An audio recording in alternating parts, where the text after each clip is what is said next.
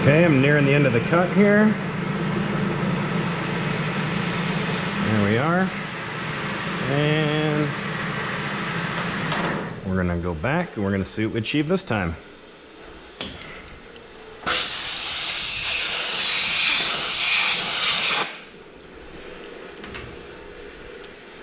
So, again, diameter wise, I'm well larger than my 1 inch. You know, I started with 1.25 inch stock, so I'm way above that right now. And this is where it's nice because it gives me room to adjust and make some cuts and trial cuts until I get my taper where I want it to be. So, all right, so this time here I'm measuring 1 inch, 200 and a little more than 9 thousandths, maybe 1 inch, 209 and a tenth or two. And in the front, I'm measuring, there we go, about 1 inch, 209 and about 2/10 maybe. So I got really lucky there today. Usually that'll take me 2 or 3 tries to get it where I want it to be, but it kind of fell right in where I want it now. So now you've seen at least a little bit of how to adjust that there, and usually it's not quite that easy. You know how to adjust it back and forth, and you can compensate for the taper that you're going to achieve. Now that I've got it where I want it to be and nice and true, I'm going to go through and I'm going to rough this down and we're going to take it to size. So from this point here, again, I measured 1 inch 1 inch 209. So I've got a 209 thousandths that basically needs to come off that diameter. So I'm going to change the feed rates here and we're going to go back into roughing feeds and I'm going to kick it up and we'll push the limit. I'll go to 10.5 thousandths per revolution and we'll flip this into A. And again, sometimes this doesn't fall in. You can jostle the chuck, or I usually just turn the spindle on and then, like right now it's not in gear, but as soon as I push this, it'll pop in. And we're going to rough this rest of this in. So now my zero is still the same in the front. I'm just going to touch off fresh here and I'm going to zero this out. And we're going to go, and this time we are going to go into, I don't know, we'll take off 150 thousandths and see where we show up at.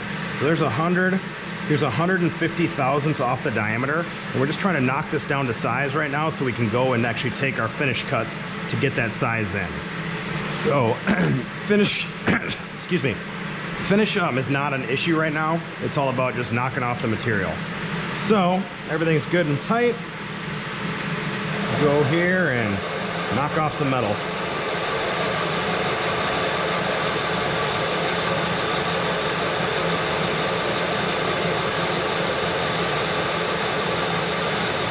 Looking pretty good. Chips are breaking up nicely. You can kind of see. Little 6s and 9s is what we'd like to see. A little bit of coolant on there just to keep that edge cool and lubricated so the chip doesn't stick to it.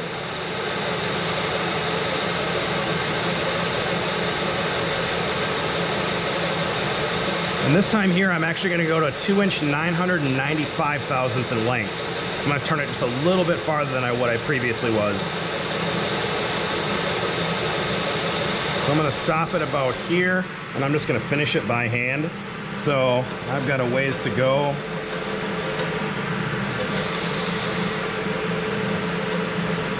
So 2 inch 995 is right there.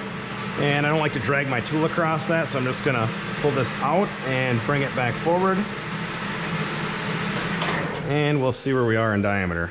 Obviously not nearly as pretty now because we took a lot more depth of cut, and now I can just use a caliper here for a second anyway.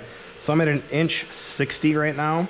So I'd like to get it to about 1 inch, I don't know, probably 1 inch 15 I think would be good. So 1 inch 60, 1 inch 60 thousandths minus 1 inch 15, we're gonna go 45 thousandths more.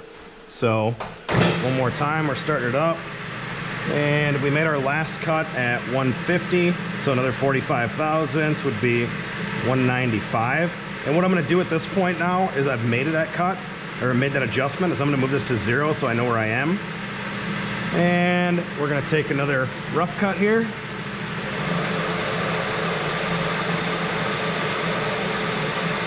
And after this, we should measure about 1 inch 15 in diameter.